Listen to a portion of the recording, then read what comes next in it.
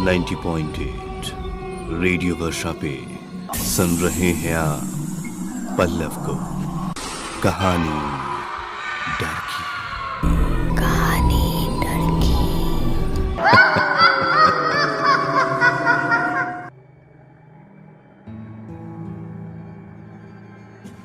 मृत्यु के बाद का जीवन अभी तक एक रहस्य बना हुआ है।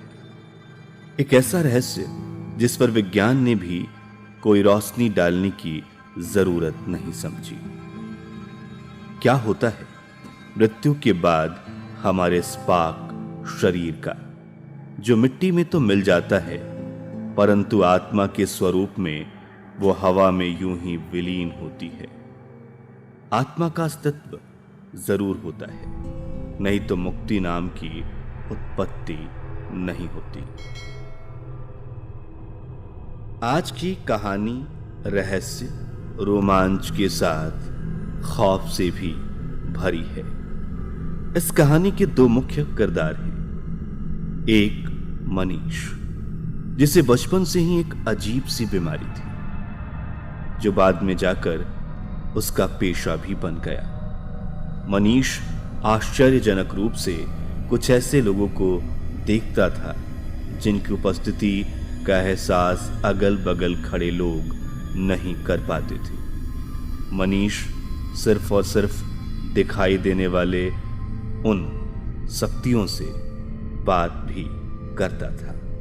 यह शायद उसके लिए कुदरत की दी हुई कोई अद्भुत शक्ति थी और उसकी यही शक्ति उसका पेशा भी बन गई, जिसके माध्यम से उसने कई लोगों को उनकी समस्याओं से निजात दिलाई। इस कहानी की दूसरी मुख्य किरदार हैं रोसेल, जो यूएस की निवासी हैं, परंतु रोहित से विवाह होने के बाद ही दोनों इंडिया शिफ्ट हो गए और उसके बाद शुरू हुई कुछ ऐसी घटनाएं जिसकी कल्पना रोसेल और रोहित ने अपने बुरे से बुरे सपने में भी नहीं की होगी। मिस्टर नरूला भारतीय रेलवे विभाग में एक बहुत ही ऊंचे ओहदे पर कार्य करते थे और पैसों की बिल्कुल भी कमी नहीं होने के कारण उन्होंने अपने बच्चों के जीवन में भी किसी प्रकार की कोई कमी महसूस नहीं होने दी। अपने बेटे रोहित को उन्होंने कंप्यूटर इंजीनियरिंग में पोस्ट ग्रेजुएशन करने के लिए अमेरिका भेजा, जहां पढ़ाई करते करते रोहित की मुलाकात रोसेल नाम की एक लड़की से हुई। प्यार अपने परवान पे चढ़ गया और अपने माँ बाप की इच्छाओं के विरुद्ध जाकर रोहित ने रोसेल से शादी कर ली। रोसेल से विवाह करने से उसे यूएस की सिटीजनशिप मिल गई और शादी करके दोनों एक खुशहाल जीवन व्यतीत करने लगे। इस बीच रोहित के संबंध अपने माँ बाप से बिगड़ते चले गए, परंतु जैसे हर जख्म को भरने में वक्त लगता है, वैसे ही रिश्तों में आई इस दरार को भरने में थोड़ा समय लगा। ऊपर वाले ने रोहित और रोसेल को एक सुंदर सी बेटी से नवाजा और उनकी जिंदगी में आई ये खुशी ही परिवार वालों से दोबारा जुड़ने का रास्ता बनी। 90.8 रेडियो वर्षा पे सुन रहे हैं आप पल्लव को कहानी डर की।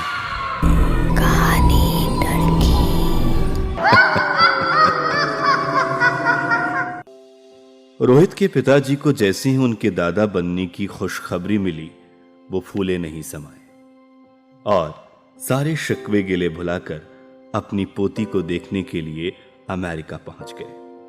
उन्होंने रोहित से गुजारिश भी की कि वो अमेरिका छोड़कर भारत बस जाए, क्योंकि वहां भी बहुत सारी आईटी कंपनियां हैं जहां उसे और रोसेल को आसानी से नौकरी मिल सकती है।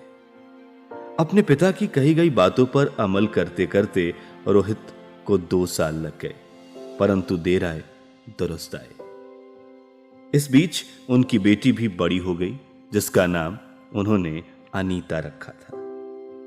साल 2003 में रोहित सपरिवार इंडिया शिफ्ट हो गया।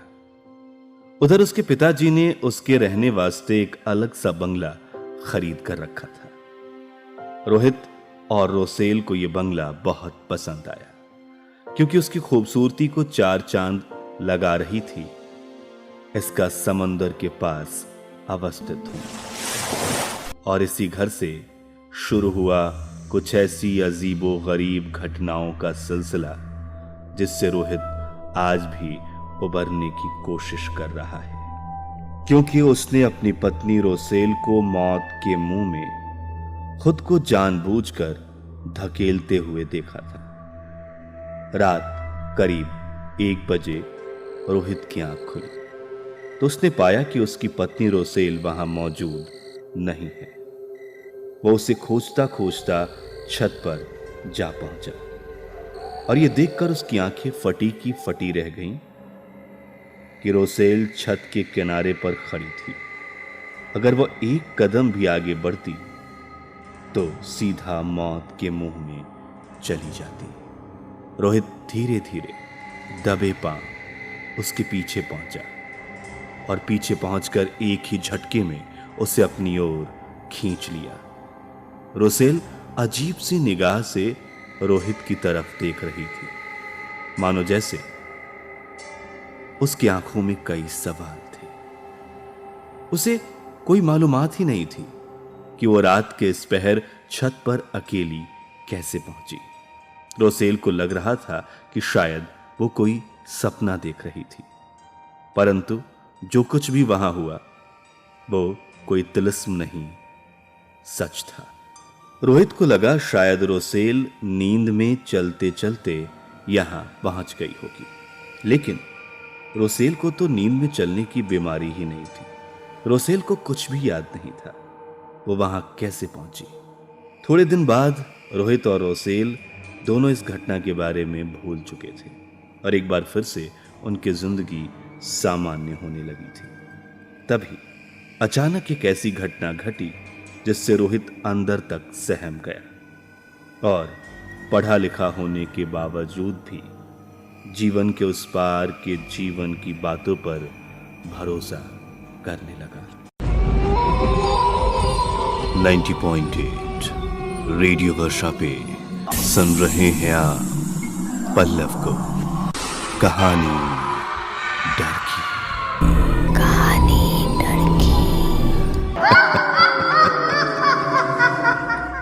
रोहित के पिताजी मिस्टर नरूला ने उन्हें समंदर किनारे एक खूबसूरत सा बंगला उपहार में दिया था।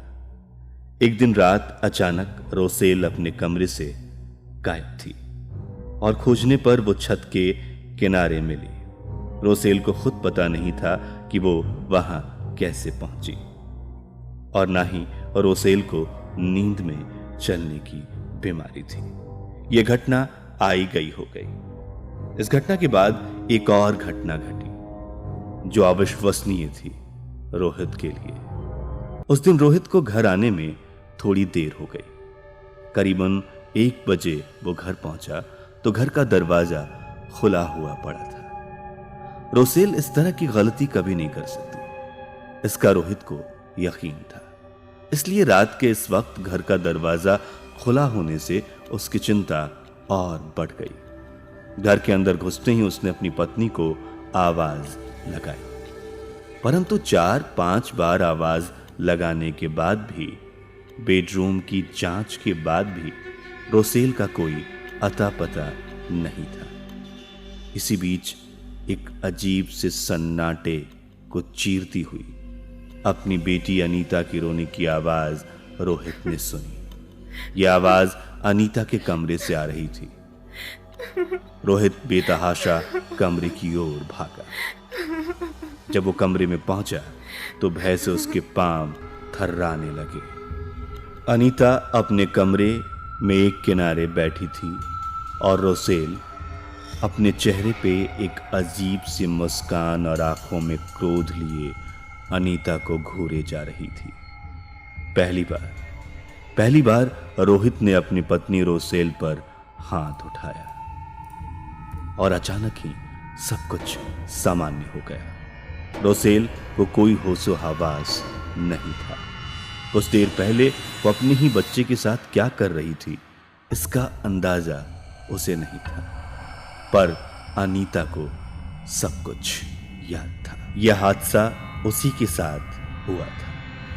अनीता ने रोहित अर्थात अपने पिता को बताया कि वो अपने कमरे में सोई हुई थी। तभी अचानक किसी ने उसे बिस्तर से नीचे धक्का दे दिया और जब अनीता ने अपना होश संभाला तो पाया कि वो कोई और नहीं बल्कि उनकी मां थी, जो उसे किसी अजीब भाषा में गुस्से में कुछ कह रही थी। वो कभी रो रही थी तो कभी हंस रही थी। अनीता ने बताया कि रोसेल अर्थात उसकी मां अपने बाल खोल के अपने गर्दन को जोर जोर से घुमा रही थी और अगर आज उसके पापा वक्त पे नहीं पहुंचते तो शायद अनीता इस दुनिया में नहीं होती। अगले ही दिन रोहित ने अपनी बेटी अनीता को उसके दादा दादी के पास भेज दिया और जल्द से जल्द किसी मनोवैज्ञानिक की परामर्श लेने की सोची। उस दिन रात को जब रोहित की आंख खुली तो एक बार फिर रोसेल अपने कमरे से गायब थी। पूरे घर की तलाशी लेने के बाद रोसेल फिर से अनीता के कमरे में ही मिली और इस बार टकटकी लगा के सीलिंग फैन की ओर देख रही थी। रोहित ने जब उसे जोर से झकझोरा तब रोसेल ने गुस्से में उसकी तरफ देखते हुए जोर से चिल्लाते हुए उर्दू भाषा में अपशब्द कहने शुरू कर दिए।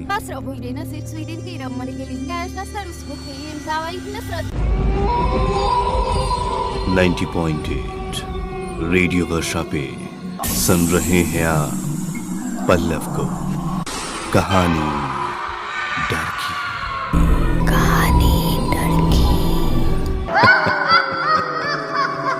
चिल्लाने के साथ साथ रोसेल चीजें उठाकर रोहित की तरफ फेंके जाती। रोहित ने पूरी हिम्मत जुटाते हुए उस पर काबू पाने की कोशिश की। धीरे धीरे वो शांत होती गई। रोहित ने बिना देरी करते हुए उसे हॉस्पिटल पहुंचाया, उसके सारे टेस्ट कराए। टेस्ट के परिणाम सभी ठीक थे और डॉक्टर ये सोच रहे थे कि आखिर रोसेल को हॉस्पिटल लाया क्यों गया है।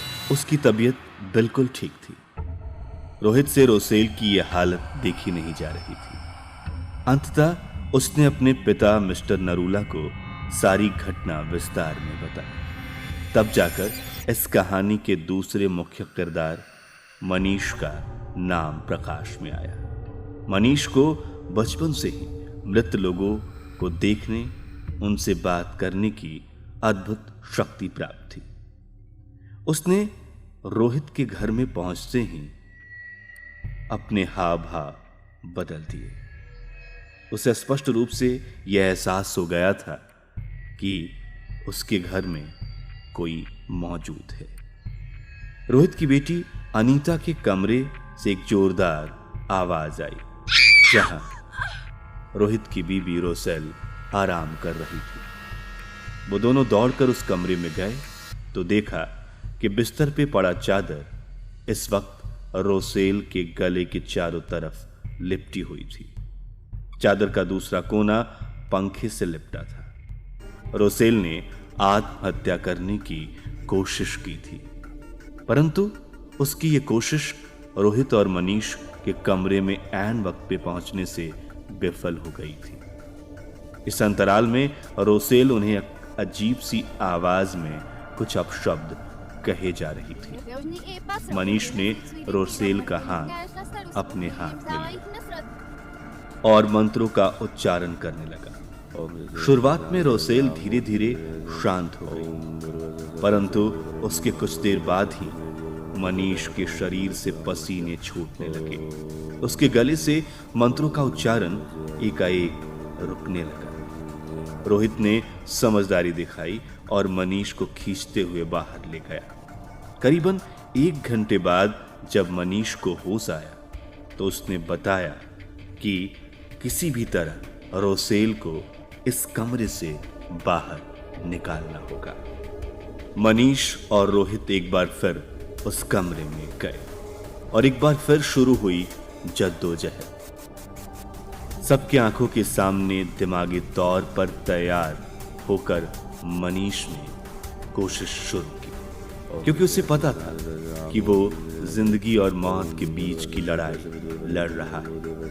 उसने अपनी सीखी हुई सभी शिक्षा का प्रयोग करके उस आत्मा पर काबू पाने की कोशिश की और इस बार वो सक्षम भी हुआ।